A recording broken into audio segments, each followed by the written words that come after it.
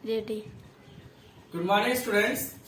आज हम आप लोग को अर्थशास्त्र, इकोनॉमिक्स, व्यष्टि अर्थशास्त्र बताएंगे।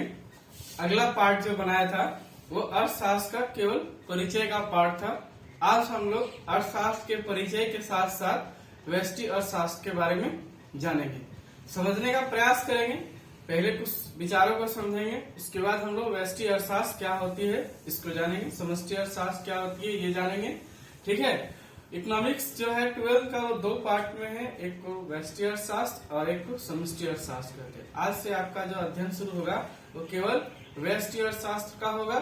जब धीरे धीरे चलती जाएगी तब समष्टि अर्थशास्त्र का भी पार्ट का वीडियो हम बनाएंगे और अपलोड करेंगे। ठीक है।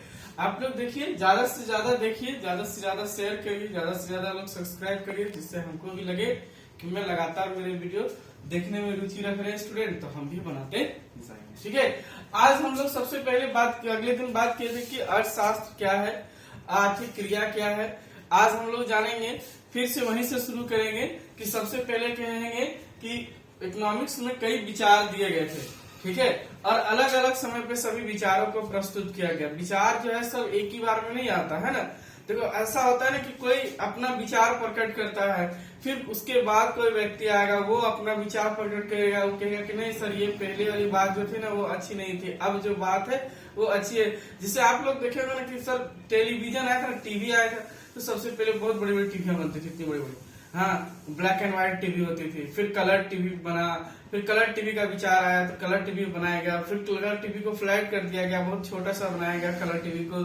फिर उसके बाद एलसीडी आ गई, अब एलईडी आ गई, अब तो इससे भी ज्यादा माइक्रोटाइप एलसीडी है।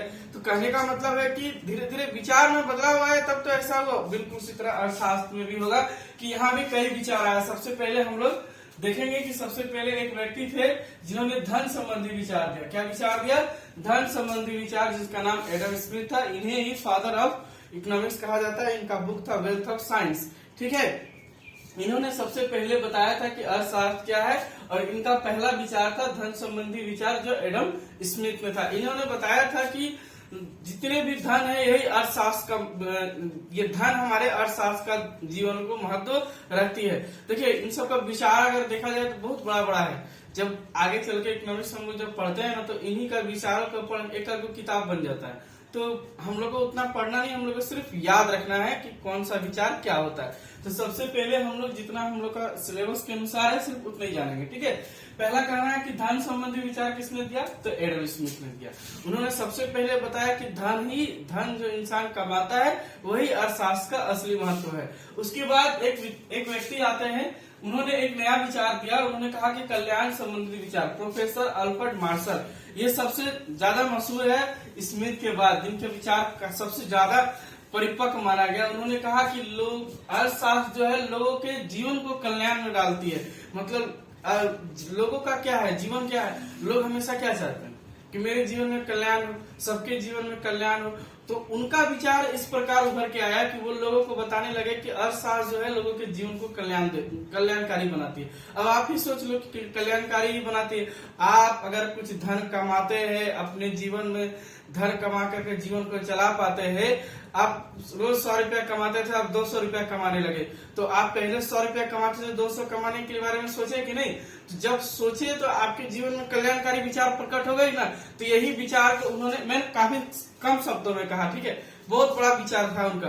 तो उन्होंने कहा कि नहीं, धन संबंधी विचार नहीं, जितने भी विचार अर्थशास्त्र के वो कल्याण संबंधी विचार है। देखो जितना भी हम बता रहे हैं बहुत कम है। जब आगे आप लोग पार्ट 1, 2, 3 में पढ़ेंगे तो ये सब बहुत बड़े बड़े शब्दों में आपको सब जानना पड़ता है। ठीक है। अभी जितना है सिर्फ हम लोग नहीं सीखते।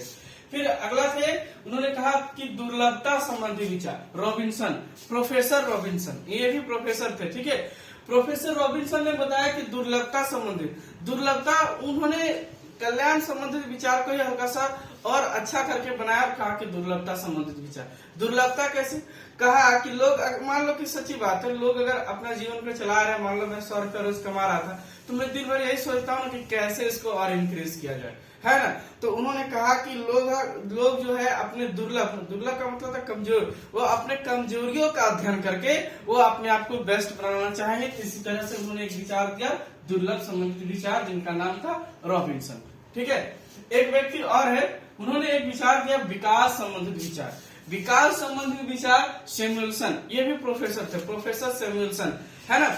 इन्होंने अपना अलग ही विचार प्रकट कर दिया था। उन्होंने कहा विकास संबंधित विचार, कहने का उन्होंने कहा कि ये जितनी भी अर्थव्यवस्था है यहाँ सब कोई क्या चाहता है, विकास चाहता है, चाहे छोटा हो बड़ा हो, छोटे लोग हो, गरीब लोग हो या अमीर लोग हो, सभी का एक ही मकसद होता है। आज के जीवन में देख लो ना, सब कोई दिन रात एक ही चीज में लगा रहता है कि विकास हो रहा है, विकास हो रहा है, विकास हो रहा है। तो इनका भी यही एक टॉपिक था, उन्होंने लिया टॉपिक और अपने टॉपिक विकास संबंधी विचार को पूरी अच्छे तरह से प्रस्तुत किया और ये सब, ठीक है। तो अब सिर्फ इसमें हम लोग को इतना ही जानना था कि ये विचार कौन कौन दिया है, इसके अलावा हम लोग को पढ़ना कुछ नहीं था, ये सब पूरा डीपली पढ़ना बाद में पड़ेगा।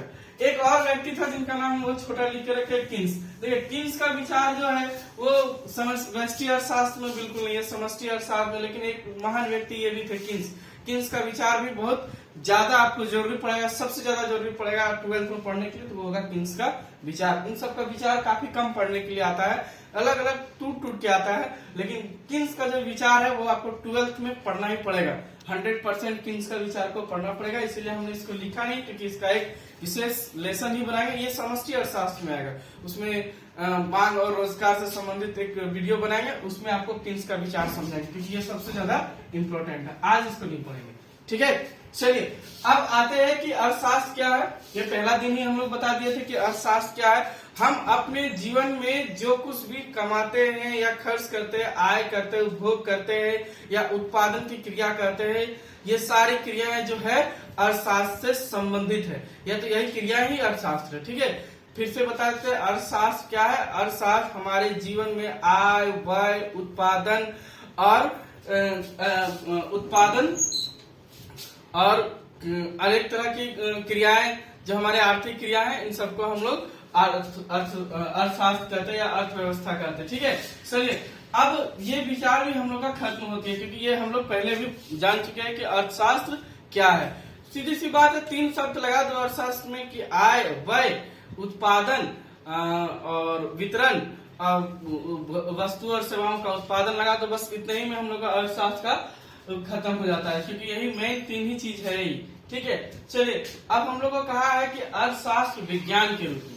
ये बात थोड़ा अलग है कि अर्थशास्त्र, कभी कभी सवाल भी ऐसे एग्जाम में आता है कि अर्थशास्त्र विज्ञान के रूप में, अर्थशास्त्र कला के रूप में।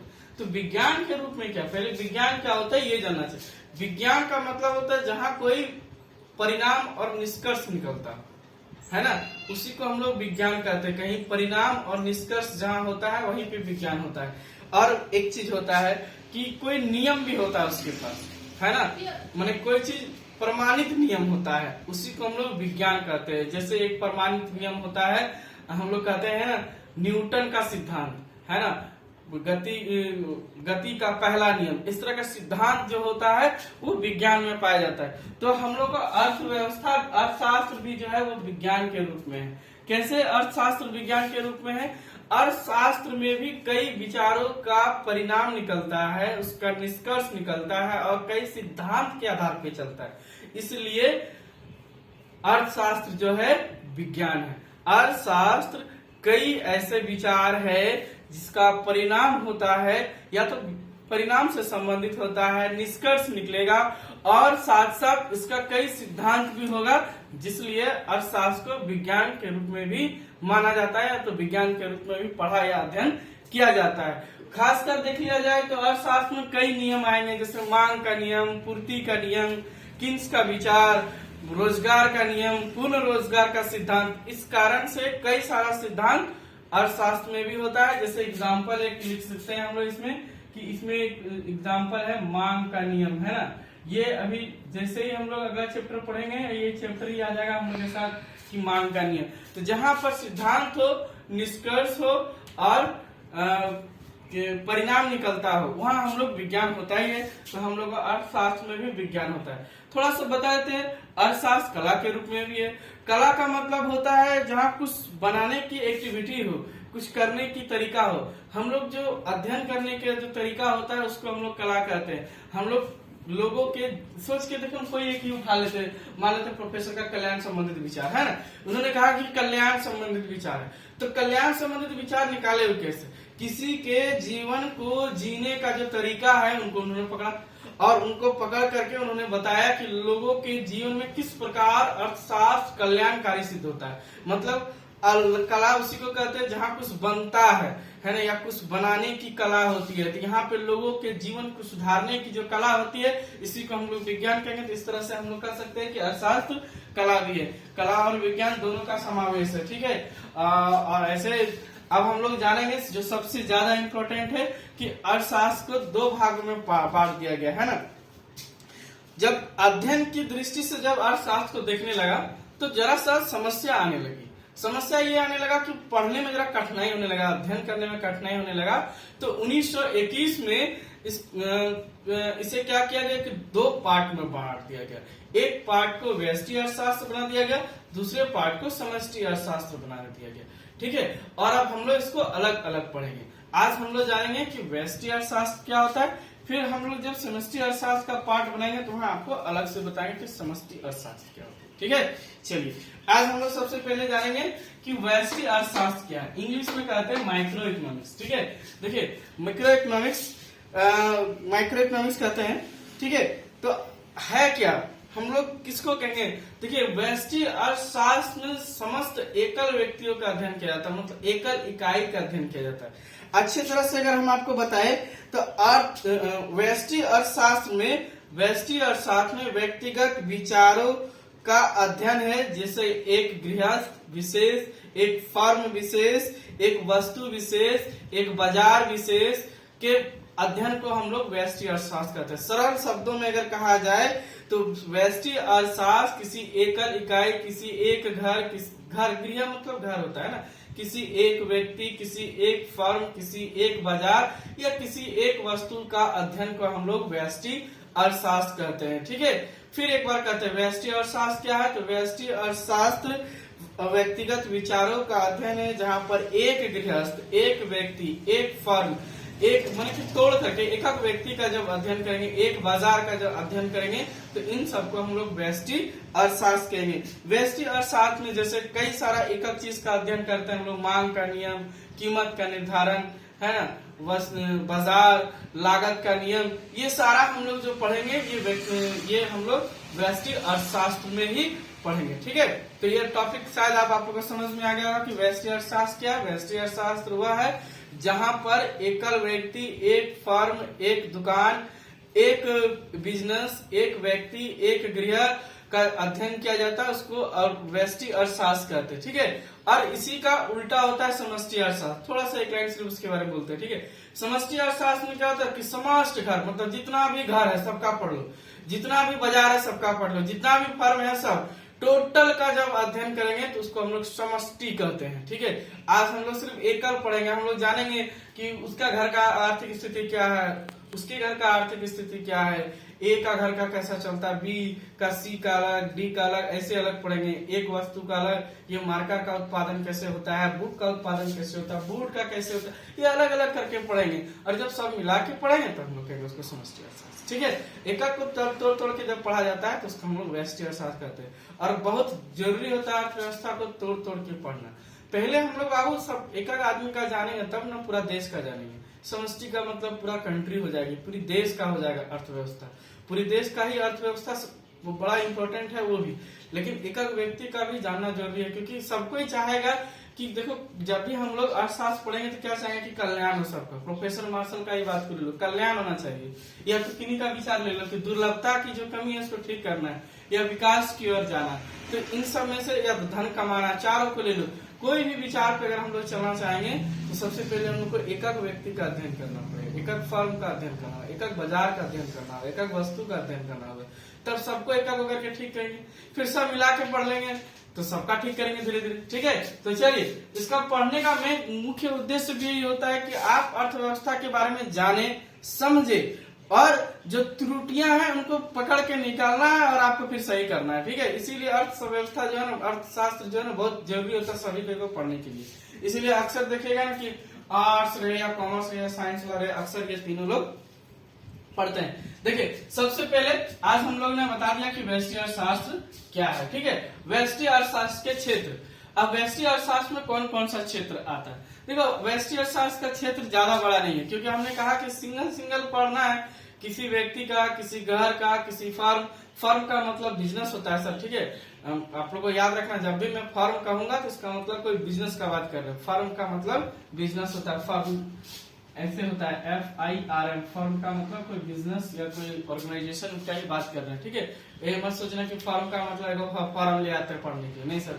फर्म का मतलब होगा बिजनेस, ठीक है। कोई भी एक बिजनेस का, कोई भी एक घर का या विद्यालय, किसी चीज का भी अर्थव्यवस्था का जब अध्ययन करेंगे तो व्यष्टि अर्थशास्त्र होगा। व्यष्टि अर्थशास्त्र के क्षेत्र क्या है?